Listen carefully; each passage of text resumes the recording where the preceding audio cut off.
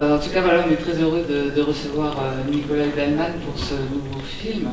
Et puis je crois qu'il y a l'équipe de Régie Sud qui est... Oui, c'est un sujet qui intéresse pas mal les Français au final. C'est un peu surprenant, j'étais le premier surpris, c'est agréable. Mais en fait, oui, il y a déjà beaucoup de barrages en France. Il y a des gens qui habitent pas loin des barrages, donc ils ont ces ouvrages-là juste au-dessus de leur tête. Et ils sont un peu inquiets aussi quant au devenir de ces barrages. Donc c'est un sujet qui intéresse les gens, surtout en région de montagne, mais même ailleurs finalement. Et on est de plus en plus sensibilisé en fait, parce qu'on se rend compte que de plus en plus on vend beaucoup de choses, je crois, ici en France. En particulier, on va voir l'ADP, on va voir Anco. Et là, ce serait quand même un peu triste de vendre quand même une production hydraulique aussi importante que ça, non? Voilà, l'important c'est aussi si on veut le vendre, ce qui peut se défendre. Hein, il y a des gens qui sont pour la privatisation de ces barrages, mais au moins c'est de savoir ce qu'on va faire.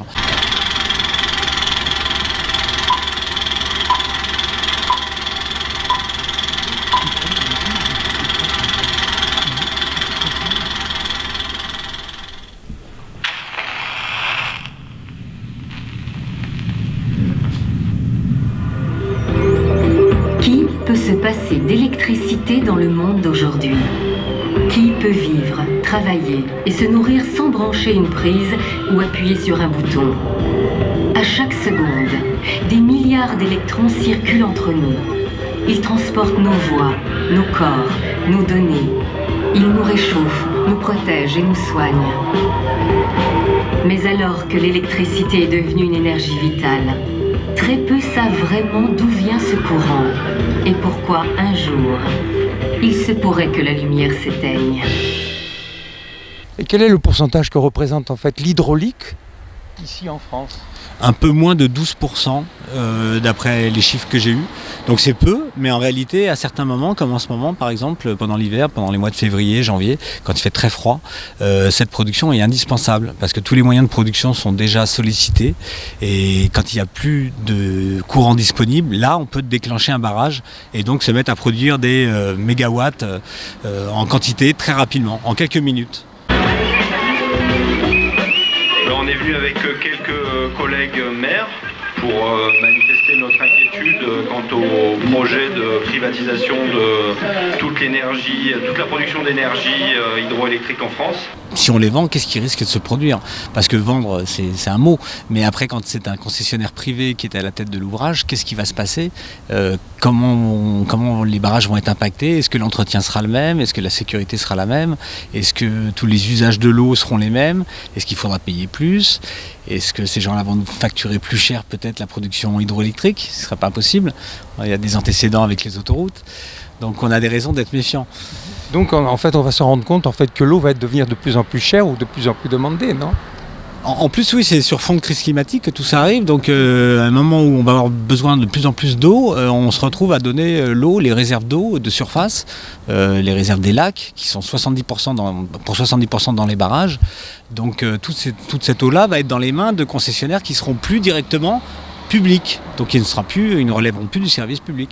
Qu'est-ce que le gouvernement met en œuvre contre nous, contre l'intérêt général? Mais en fait, c'est tout simple. Il détourne l'attention. Pourquoi il détourne l'attention? Parce qu'aujourd'hui, quand nous on arrive et qu'on crie non à la privatisation des barrages, le gouvernement dit hop hop hop, vous inquiétez pas, on ne privatise pas les barrages. C'est vrai. Moi ça je dis, ils ont raison, on ne privatise pas les barrages. On privatise les concessions, on privatise l'exploitation. L'État avance des fois 150 barrages qui vont être concédés dans les années qui viennent. Il y en a certains qui auraient dû être concédés déjà depuis 5-6 ans. Donc ça n'a pas été le cas. L'État a ajourné ces ventes-là. Derrière, il y a à peu près 400 grands barrages qui seraient concernés par ces ventes. Ouais. Donc sur 400 barrages, il y en a 150 qui seraient mis en vente en fait. Petit à petit, progressivement. Location. Pour le moment, c'est EDF qui a la location du barrage, depuis la création du barrage. Arrivé à la fin de la concession, soit on reconduit EDF, dans quel cas EDF restera à la tête du barrage, soit on ouvre à la concurrence, et c'est ce que propose de faire le gouvernement sous impulsion européenne. Et donc là, on fait rentrer du privé dans les barrages en disant oui, ça sera peut-être EDF, mais ça peut être aussi Total ou un autre. Donc ça vient d'une directive en fait européenne, en fait, tout simplement. Pas tout simplement, mais en partie. Mais non, parce que l'Europe a le dos large et là, sur ce coup-là, encore une fois, elle a le dos large. Il n'y a pas que l'Europe, non, il y a nos gouvernements aussi sont responsables, bien sûr. Avec l'ouverture à la concurrence, n'importe quel fournisseur européen peut désormais acheter de l'électricité sur les marchés de gros et la revendre à des particuliers ou des entreprises d'un autre pays. J'ai été assistant réalisateur sur le film, donc on a tourné ensemble avec Nicolas, on a fait l'enquête et puis maintenant je suis à Bordeaux donc je m'occupe plutôt de la distribution aussi un petit peu, on contacte les cinémas avec Sophie et avec la presse aussi parce que du coup je suis dans le journalisme à Bordeaux. Mais il peut aussi décider de l'acheter à un tarif réglementé à EDF, donc il peut dire j'achète à EDF qui produit l'électricité à un montant donné, 45 € du mégawattheure, il peut dire je l'achète à ce prix-là parce que c'est réglementé, en bourse ça s'envole à 200 € le mégawattheure, donc 4 ou 5 fois plus cher.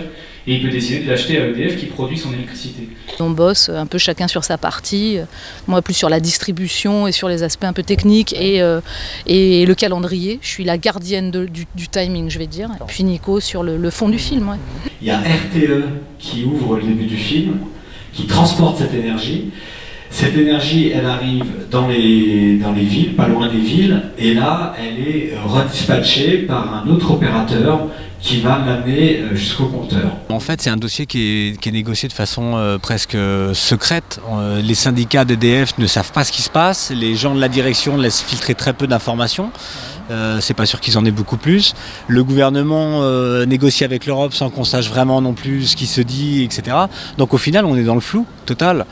Et ça risquerait de se faire peut-être un jour où on sera tous en vacances et où voilà, ça passera comme une lettre à la poste avec 50 députés en séance. Et les marchés de gros de l'électricité marchent comme des bourses. Si vous n'avez pas assez d'électricité par rapport à ce que vos consommateurs ont consommé, il faut acheter en temps réel en bourse. Le film a le mérite de montrer à quel point ce capitalisme néolibéral est en train de transformer tout en marchandise. Alors là, il s'agit des concessions de barrages, il y aura bientôt l'eau, il y aura peut-être l'air plus tard.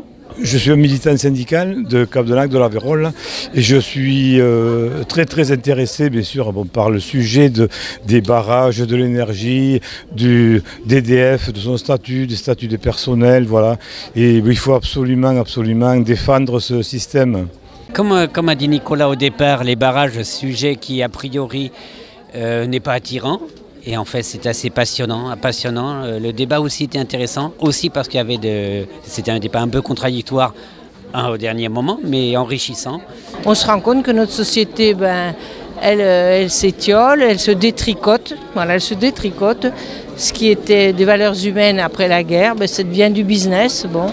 L'eau potable, on n'en a pas beaucoup parlé, mais l'eau potable vient des rivières aussi, et on peut réguler les débits des rivières par rapport aux retenues d'eau. Donc il y a beaucoup d'enjeux qui sont derrière tout ça. Et on espère que des gens vont venir, que ça va donner un petit coup de projecteur sur ce débat nécessaire, et puis que ça va mobiliser, puis que les gens, par le biais de leurs élus et autres mobilisations, vont réagir. On voit qu'il y a des grosses manifs qui ont eu lieu, notamment sur les barrages de Saint-Égrève ou de Serponçon.